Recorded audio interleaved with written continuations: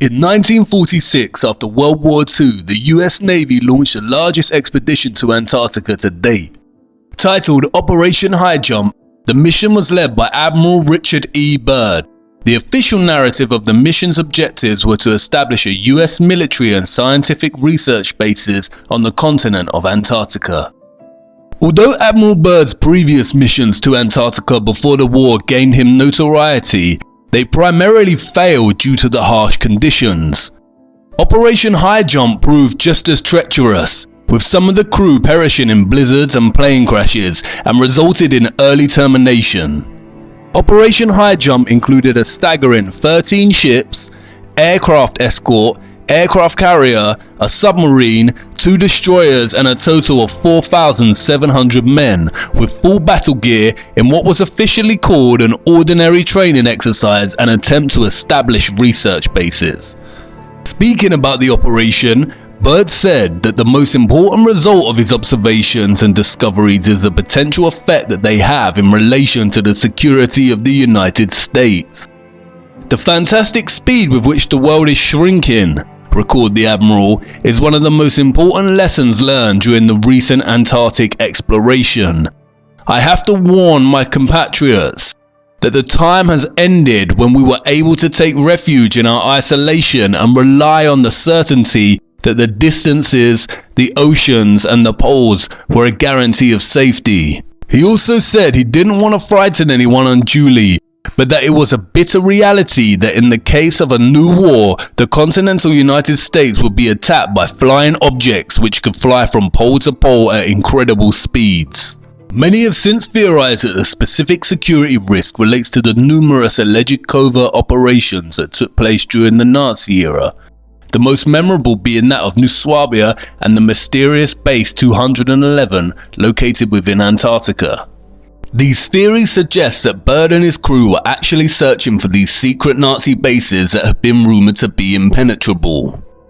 There are rumors and speculations that the Nazis had developed a type of aircraft with anti-gravity, specifically the type we now associate with flying saucers, and were able to not only just leave the planet and journey into space, but also launch very powerful attacks on any challengers.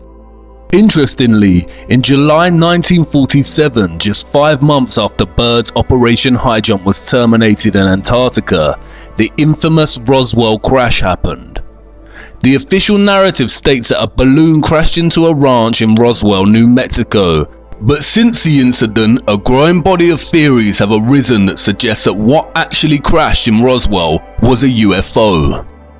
Between 1978 and the early 1990s, documents were obtained via Freedom of Information Act requests which fueled these theories, suggesting a UFO had crashed at Roswell and alien bodies and technology had been recovered by the US military. A plethora of books have been written on the subject.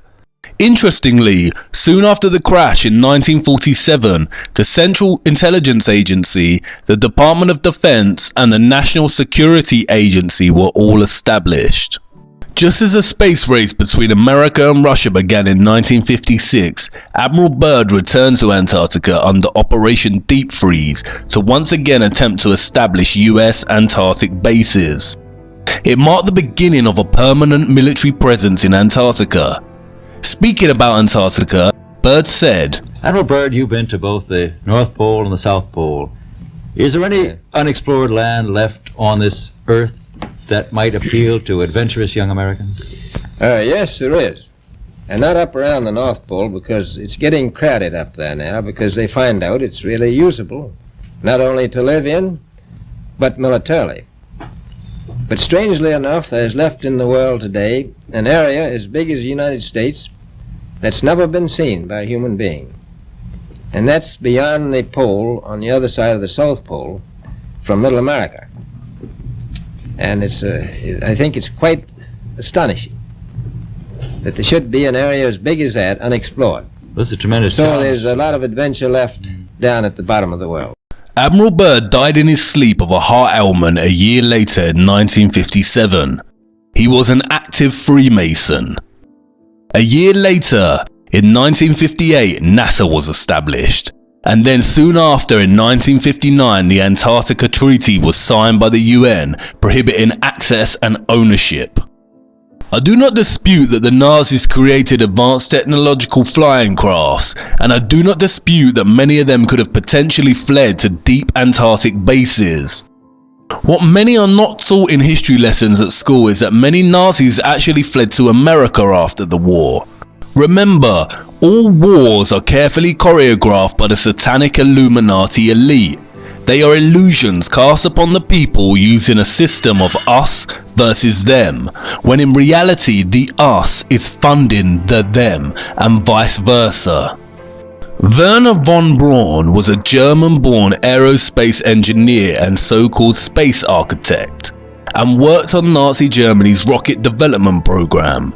In 1960, him and others were hired by NASA, where he served as director of the newly formed Marshall Space Flight Center. He was also chief architect of the technology that supposedly landed the Apollo spacecraft on the moon. What many haven't realized is that the Roswell crash and UFO narrative of 1947 was a carefully wrought and insidious form of false flag that can be classified as a PSYOP. A PSYOP is a psychological operation designed specifically to convey selected information and indicators to audiences to influence their emotions, motive, and objective reasoning. PSYOPs plant ideas in people's minds in a covert way. And what better way to create intrigue and hype for the upcoming space race of the 50s than to leave crumbs of information suggesting alien life? PSYOPs are highly manipulative and can work in a reverse psychological manner in which the recipient feels that the information must be true because it was secret. The Freedom of Information Act releases worked on a big portion of the public in just this manner. They appeared secret with just enough deliberately planted UFO and alien references to provoke an intended response in their audience. Other very famous leaked government documents such as Majestic 12 work in the same way. Just because something leaks does not mean it is true. Leaks can be plotted to influence and manipulate. And it makes getting to the truth really tough business. If a government has top secret information, mitigation procedures make it very difficult to leak, and that's why any leaks that do make it out require high skepticism and proof by evidence. The Pizzagate emails actually tell us minimal, but the real life evidence and prevalence of such evidence validates them. Leaked UFO alien disclosure works the opposite way. We have next to no evidence of this existing other than the so-called secret information suggesting its existence. Governments, the media, and Hollywood do not explore satanic child sacrifice. In fact, they act very fast to censor it quickly. But they do love to entertain the alien agenda whenever they get a chance. You see, there is a secret, and it's a secret that they do not want us to know. It is one of the greatest secrets of all time. And Roswell, Nazi UFOs, NASA, the space race, and the moon landings were all carefully designed to cover it up. You see, as the space race was heavily underway, there was another military operation taking place. Before we turn our attention to the specifics of this operation, it is necessary to take a look at another US Navy leader, James Van Allen. During the same time period between 1946 and 1954 that Admiral Byrd was exploring the North and South Poles, so was Van Allen. The satanic scientist Kabbalah priests tell us that he was conducting experiments to discover more about the Earth's magnetism, or magnetosphere. Van Allen had developed this bizarre invention called a rockoon, a balloon rocket combination that lifted missile rockets on balloons high above the Earth's atmosphere before firing them even higher. And he was conducting these experiments at the Arctic and Antarctic regions. What he discovered was, of course, named the Van Allen belts. NASA tells us that the belts are barriers of seething radiation that surround the Earth, and a collection of charged particles gathered in place by Earth's magnetic field. The belts extend from the starting altitude of 640 kilometers all the way to 58,000 kilometers. According to science, the belts begin at 640 kilometers, or what is referred to as just above low Earth orbit. And this is where it gets tricky for NASA and the governments of the world. Listen to what they say. As we get further away from Earth, we'll pass through the Van Allen belts, an area of dangerous radiation. But Orion has protection. Shielding will be put to the test as the vehicle cuts through the waves of radiation. Sensors aboard will record radiation levels for scientists to study. We must solve these challenges before we send people through this region of space. And unlike the previous program, we are setting a course with specific and achievable milestones. Early in the next decade, a set of crewed flights will test and prove the systems required for exploration beyond low Earth orbit, beyond low Earth orbit, beyond low Earth orbit. The kinds of technologies that we're testing out on Space Station are definitely helping us with our goals of going beyond low Earth orbit. So we have a really robust exploration program at NASA. The plan that NASA has is to build a rocket called SLS, which is a heavy lift rocket. It's something that is much bigger than what we have today, and it will be able to launch the Orion capsule with humans on board, as well as landers or other components to destinations beyond Earth orbit. Right now, we only can fly in Earth orbit. That's the farthest that we can go. And this new system that we're building is going to allow us to go beyond and hopefully take humans into the solar system to explore. So the moon, Mars, asteroids, there's a lot of destinations that we could go to, and we're building these building block components in order to allow us to do that eventually. The moon, Mars, asteroids, there's a lot of destinations that we could go to. The moon, Mars, asteroids, there's a lot of destinations that we could go to. The moon, the moon, the moon. Wait, what? Come again? I thought we went to the moon. It seems like someone is lying. And now that you know about these radiation belts, do you really believe we went to this imaginary ball of rock in this tin can? We never went to the moon, and no one can go to the moon as it is not a sphere. Van Allen was approached by the military in the early 60s. In 1962, he suggested clearing the belts away by setting off nuclear bombs near the outer belt. The US military contacted Van Allen and began conducting a series of nuclear tests in the early 1960s called Operation Dominic. As the official narrative tells us, the operation included within it the Operation Fishbowl events, which were designed to understand how nuclear weapons would interact with the Earth's so-called magnetic field. The highest of the Fishbowl events was called Starfish Prime, a 1.4 megaton nuclear bomb detonated at 400 kilometers on July 9th, 1962. Why were they firing rockets and nuclear bombs way up into the Earth's atmosphere to discover more about its radiation? You do realize that nuclear bombs produce extreme radiation. You do not discover the chemical composition of lemon juice by squeezing more lemon juice onto it. And this is the secret. No one in history has ever left Earth. You cannot leave Earth. They are telling you to your face.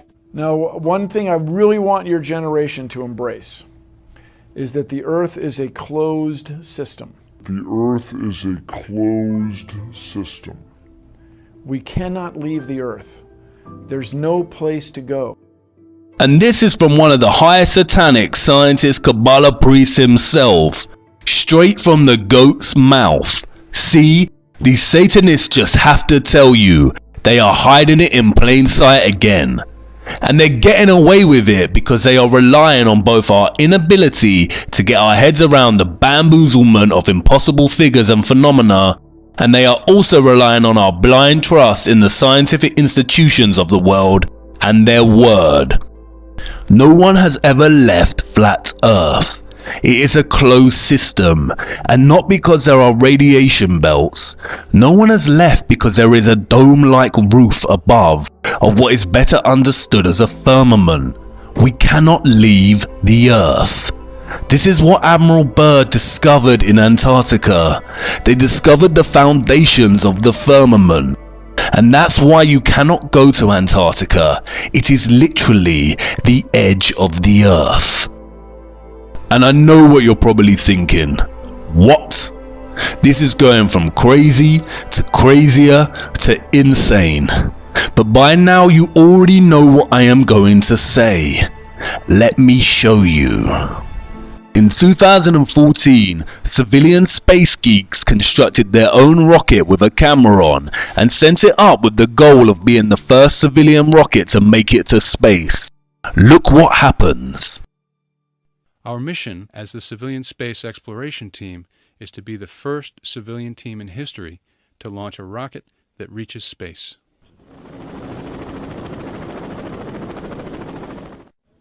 All systems are go for launch. T-minus 10 seconds. 9, 8, 7, 6, 5, 4, 3, 2, 1.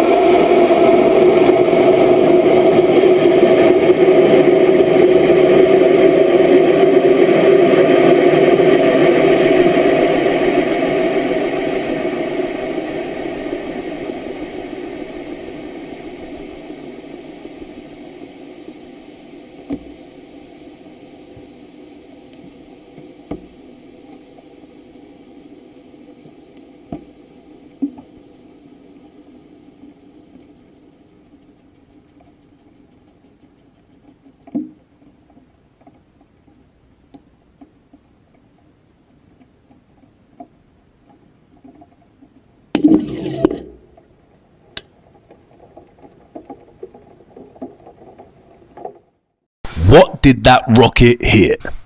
If there was a high amount of intense radiation up there, it would have scorched that mini rocket to pieces. There is no radiation above us, covering a globular spinning planet ball. It is a flat, stationary plane with a firmament above. And I know that you want to scream and say that does not prove anything. The rocket's engine could have failed. But take it easy. We are just getting started. You see, what they never told you in school is that every single civilization in our Earth's history knew that the Earth is flat and there existed a firmament above our heads. They were trying to tell us, and illustrations throughout the years have brought their conceptions of the world that we live in to life. Look.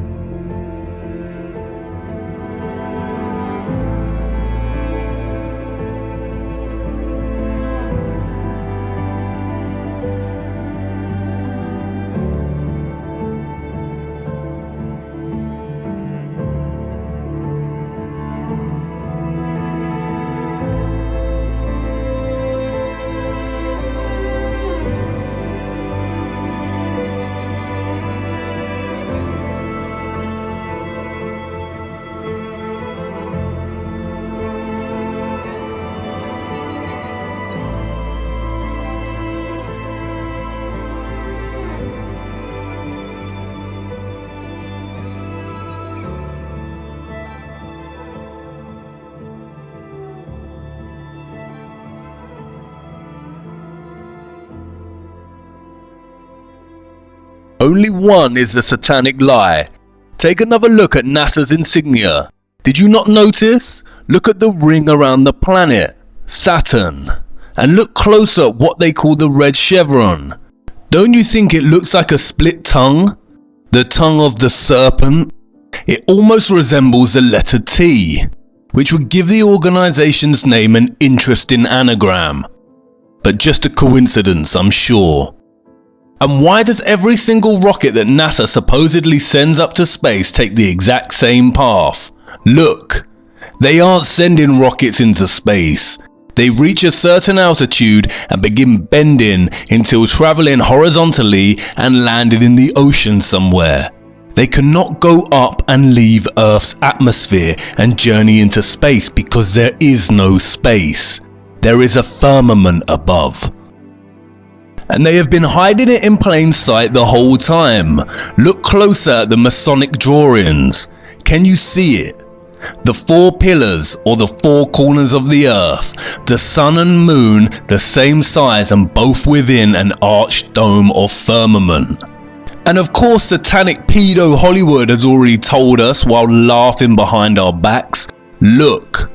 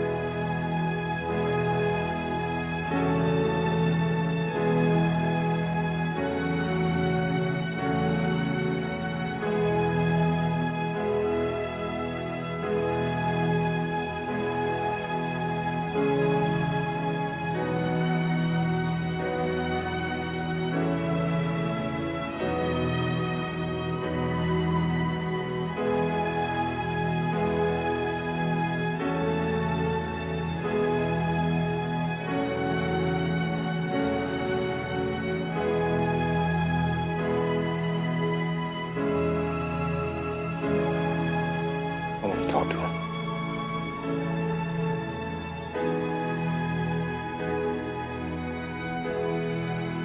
And the more they brainwash us with movies about space, fake rocket launches and bamboozlement science, we are forgetting more and more that our ancient historical texts reference the firmament.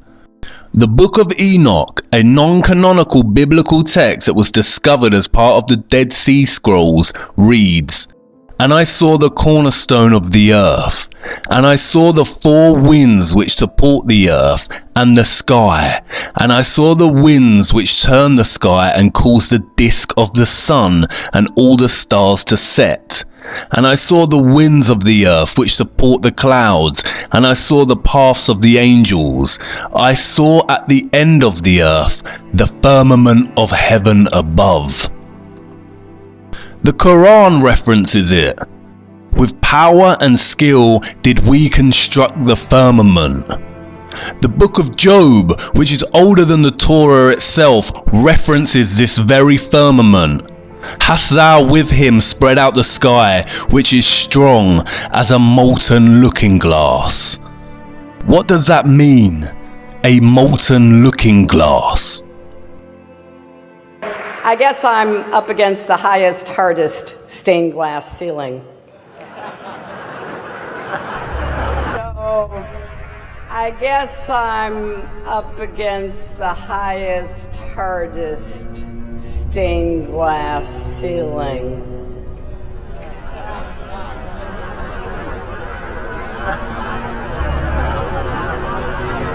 And it may be hard to see tonight, but we are all standing under a glass ceiling right now.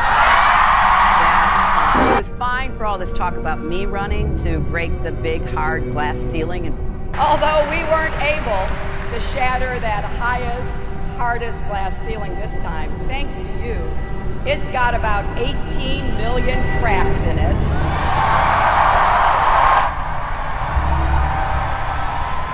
And the light is shining through like never before. There's a mystery. Scattered around in the sand are thousands of chunks of strange yellow-green glass. It is really, really a mysterious glass. We scientists are still kind of puzzled how these things form.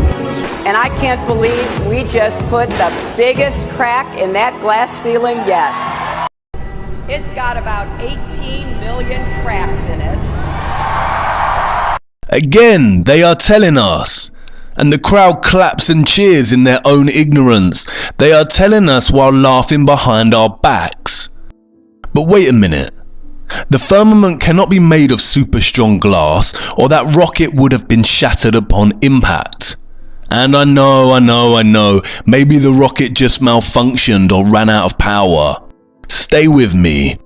Interestingly, the biblical book of Genesis holds some clues to this mystery.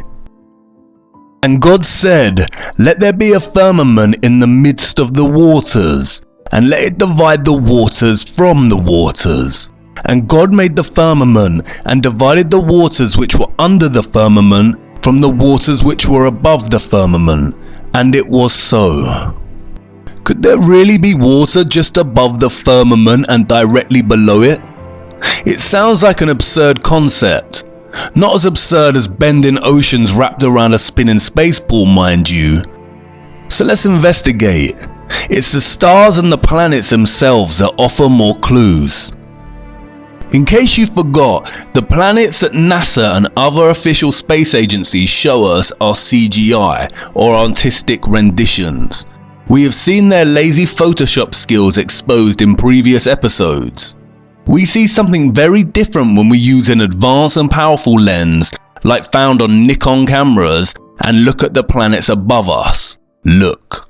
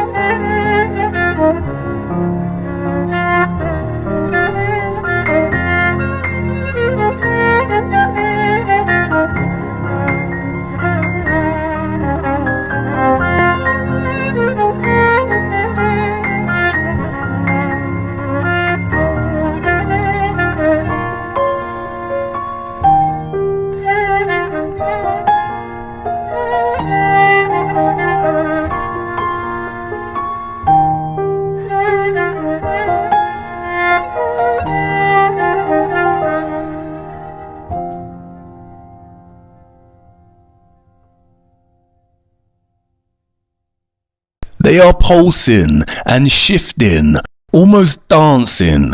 NASA says this is because of the Earth's atmosphere, but as we just saw, not all of them follow the same pattern.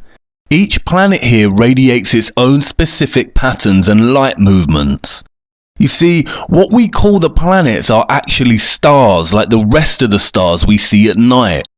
And the sun is a sun, not a star. This is a star, and this is a sun.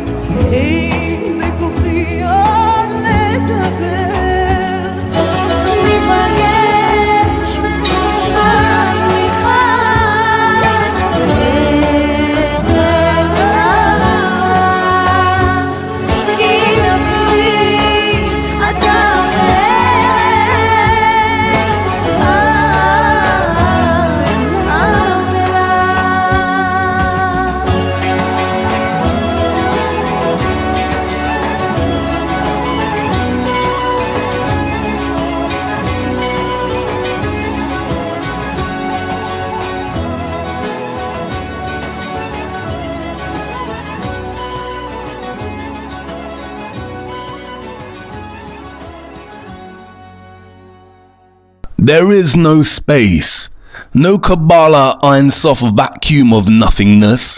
Space is an elaborate hoax. Real space is water. And the water below the firmament appears to be some kind of gooey substance that is paradoxically soft and yet impenetrable. They cannot get through it. And it seems that one scientist found a similar kind of substance within the dark depths of the ocean. One of the strangest places on the ocean's floor was only just discovered in the 1990s. I might agree as one of a handful of people to ever see it in person. Without a doubt, one of the most amazing things that I had ever seen in the bottom of the ocean. It was while filming for Blue Planet. It was in the Gulf of Mexico. I noticed there's something out in the distance. Couldn't tell exactly what, but it looked like a dark band. And as we approached it, the dark band became a donut. I saw this donut that was black in the center. What the heck is that? And so as we get closer and closer to it, I noticed that the black band had what appeared to be kind of steam over it. And then I looked, and there was water lapping against the shoreline. This band was a ring of mussels. And inside the ring of mussels was a lake. And it's like, wait a minute, I'm already underwater. We went out over the water in this lake and tried to descend in it and bounced off. It was so super saline and dense that the submarine couldn't go down in it. We literally bounced off, and as we bounced off, we sent ripples heading back to the shoreline. It was insane. I've never... NASA tells us that our globe is spinning at 1,000 miles per hour on its axes and 67,000 miles per hour around the sun, which is then traveling at 570,000 miles per hour within our galaxy. If this was truly the case, then we would not see the same constellations in the same places in the night sky. The night sky would be completely random and perpetually changing. But it isn't. As we've seen, the stars above us, attached somehow to a great, immense and mysterious firmament, travel in circular motions around our flat, stationary Earth, with Polaris, or what we call the Northern Star, a fixed unmoving point in the center and above the center of our Earth at the North Pole. We've been told that comets are huge ice particles that, when passing within the distance of our sun, begin to melt, which causes them to release gas and create a trail and tail. They tell us that comets can travel 100,000 miles an hour. But they are lying again. Here is time-lapse footage of the recent comet Neowise.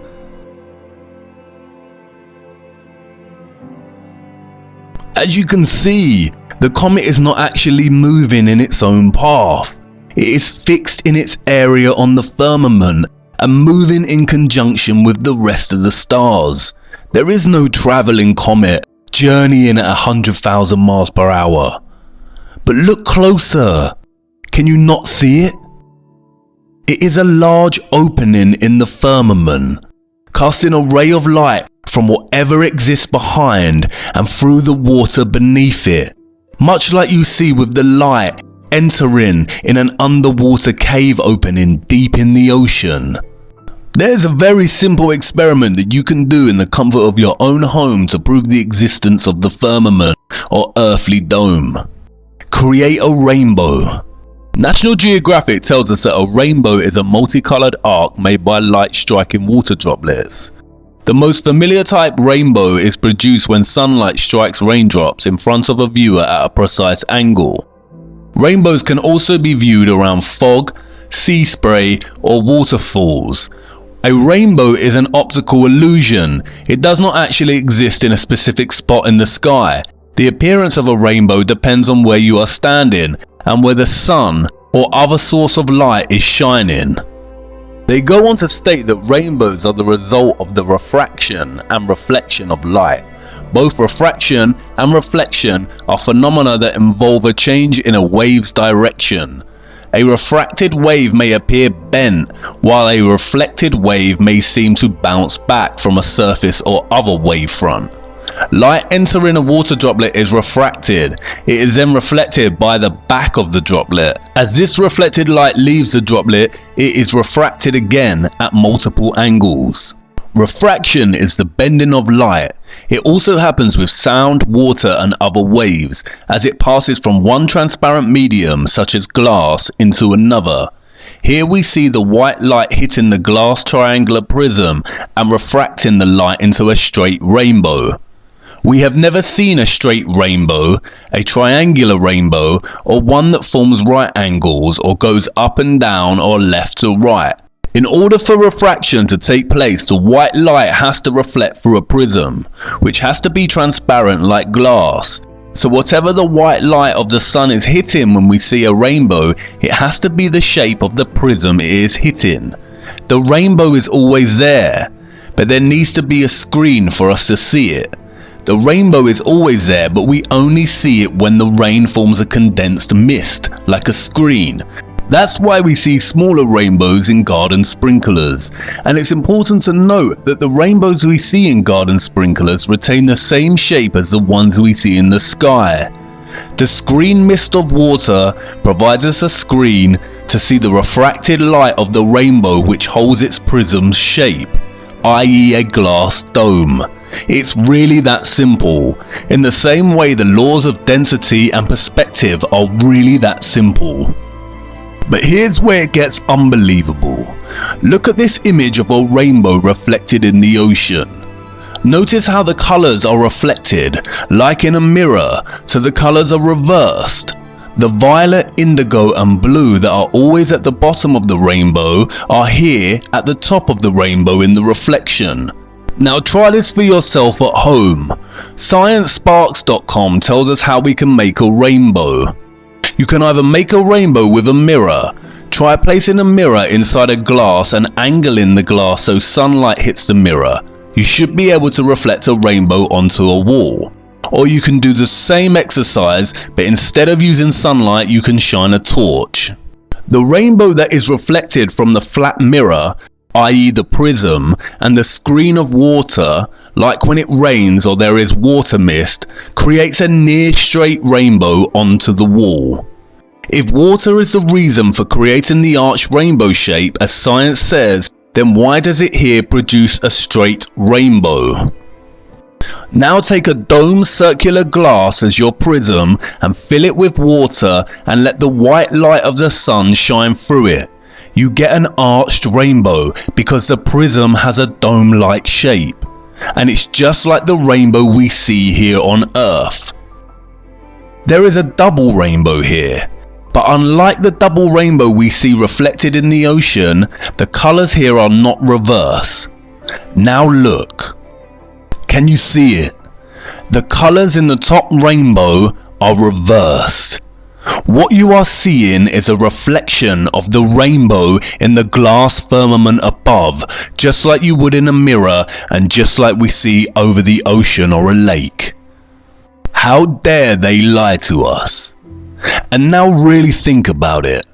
Why would a satanic Illuminati network of individuals who have all the money, power and control in the world, and who molest, rape, torture, murder, drink the blood of children and worship Lucifer, want to hide that our earth is flat and that there is a firmament above and the sun and the moon are local and within our dome? Why hide the true nature of our earth from us? Well, if they worship something immaterial they call Lucifer and convince everyone that is not in their little cult that they are the product of a nothingness that randomly produced a small speck which then randomly expanded and created matter and life, then you remove all possibility in the person's mind that their life is anything more than a random coincidence. However, if the Earth is a closed system with a firmament above, then it really requires serious speculation and consideration as to how our ancient ancestors and various ancient and biblical texts knew this.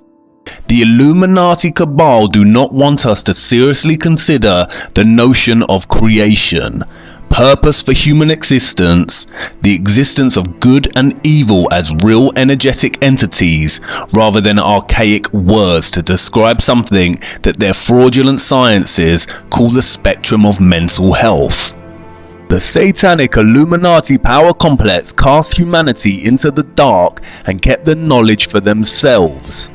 Again, they worship something immaterial, which they call Lucifer, and sacrifice children to whatever this thing is, and all the while control every aspect of knowledge we receive.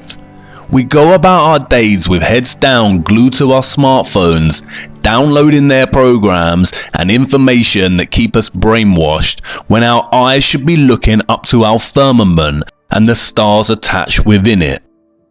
But wait, there's more to the story.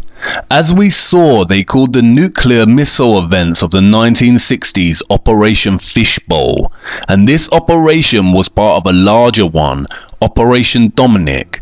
The name Dominic comes from the Latin Dominicus, which means of the Lord. So together we get Fishbowl of the Lord. Again, it's there hiding in plain sight. The actions committed against children are the greatest of all sins and crimes, but this comes very close. There is nothing more satanic and evil than hiding the true nature of what humanity really is and what exists beyond. Could there be a God? I don't know. The biblical texts, which hold many truths and clues, have been tampered with by the satanic body of elites. The Bible used to contain over 80 books, but some were removed and hidden. It now contains 66 books.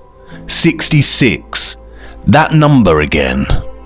Something I did not want to show you until this point in the series are the true mathematical calculations of the Masonic science of the heliocentric Earth. We are told it spins on an axis of 23.4 degrees. If a straight angle is 90 degrees and we subtract the 23.4 degrees of the Earth's tilt, what number are we left with? 66.6. I have told you that the Earth orbits the Sun at 67,000 miles per hour, but you see I rounded up. Wikipedia gives us a true Masonic figure, 66,600 miles per hour. I have also shown how according to the heliocentric model the Earth should curve at 8 inches per mile squared. What is 8 inches in feet? At this point you already know. It's 0.666. And look at what latitude they tell us that the Arctic and Antarctic poles are located at. 66.6 latitude. Can you see what is happening? How many coincidences before mathematically impossible? They are lying to us. There are no coincidences. Coincidence and randomness is Kabbalah science. I have saved this until now because I wanted to show you first. Buried deep within hundreds of pages of declassified CIA documents that present abstracts or cover notes of Soviet scientific studies, there are a couple of cards from the 1940s and 60s that are very telling. Here is an abstract outlining a study they were conducting on photographing the firmament. The full studies are not accessible to the public, but we can see here that they have produced a camera that can take a photograph of the firmament in its entirety all the way down to the horizon. Another abstract details echoes and glows in the firmament, and another measuring the color temperature of the firmament. In another abstract there is a contents page for naval personnel. Look at the contents. The shape of the firmament. Rings around the sun and distortion of the sun's and moon's disks at the horizon. Disks, not spheres, just like reference in the Book of Enoch. Again, it is just an abstract of the manual and we cannot see the full contents. In another abstract we see reference to what they call the Eros firmament. It states that at the Eros firmament the passage of the sun is 5 times quicker. The passage of the sun. They do not reference the Earth's spinning orbit, but that the sun is the one moving and making a passage over the earth right below the firmament. Notice the dates, which align with all the operations at the poles and firing missiles up into our sky. The reference to a firmament is scarce and almost unnoticeable in the hundreds of pages that were declassified, but it is there. And there is a huge difference between these declassified documents and the government leaks I spoke about earlier, like that of Majestic 12. Barely anyone has ever noticed these snippets of study abstracts. I would say that it was by negligence that these references were even declassified within hundreds of other pages of unrelated material in the first place. But I don't think it's that. It's complacency. No one is ever likely to come across these buried documents, and if they did, I doubt they would think twice after skimming over a study title referencing the firmament. The space heliocentric hoax has been so ingrained in our minds from our early years and reinforced on a daily basis in ways we don't even think twice about, it would never occur to us the significance of such references in documents of the 1940s and 60s. But it is there, hidden in plain sight. Even the Simpsons have told us. Santa Claus kicks and deals. It's a long fly ball going back, and the ball shatters the sky, bringing the ocean itself down into the stadium. Oh, and you remember Nazi aerospace engineer Werner von Braun, who was a leading director at NASA upon its founding and a leading figure in the Apollo moon missions? Well, he died in 1977. Look at his grave. It references Psalms 19:1. What is that verse? The heavens declare the glory of God, and the firmament showeth his handiwork. You see, it's always been there waiting for us to notice. We just fell asleep as children to bedtime stories of space explorers and never woke up. Space is a highly manipulative and controlled psyop, an elaborate hoax to control us and destabilize us from our true human nature. It is the greatest lie of all time. And I know what you're thinking. If space is fake, does this eradicate the possibility of alien life? I can almost feel the disappointment in you, just like all those years ago when you discovered Santa was not real. But no, it doesn't mean there isn't other life, and I implore you to consider the potential vastness of a new kind of space and land beyond the poles that Admiral Byrd was referring to. Again, it's been right in your face the whole time. ETs, extraterrestrial, aka extraterritory. Don't worry, I am not going to ruin the excitement your imagination feels when it thinks of extraterrestrials. In fact, I'm going to enhance it. But before I do that, however, we need to examine more of our flat stationary plane that is bound by the wonder of our firmament and the waters above. We still have time, and I need to make an important stop first. Come on, move swiftly. Follow me to part 9. I need to show you the panic they are in now their little secret is starting to emerge.